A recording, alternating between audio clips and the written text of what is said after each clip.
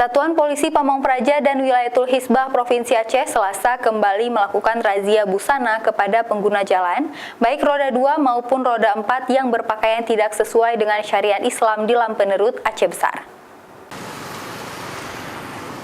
Setiap perempuan bercelana ketat dan laki-laki bercelana pendek dihentikan Polisi Syariat Islam Aceh. Sedikitnya 18 orang yang terjaring razia kali ini, 11 orang perempuan yang menggunakan celana jeans ketat, serta 7 orang laki-laki yang menggunakan celana pendek.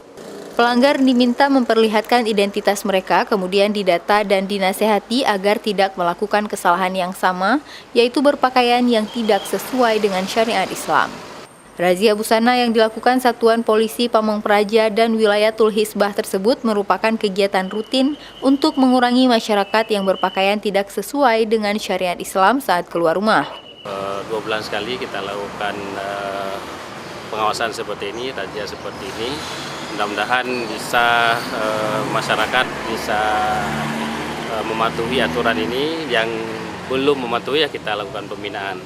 Menurut Marzuki, meski setiap bulan pihaknya melakukan razia busana, namun masih ada pelanggaran syariat dalam hal berbusana yang ditemukan.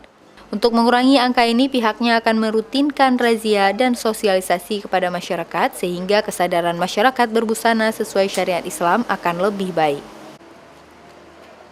Syahril, Kompas TV, Aceh Besar.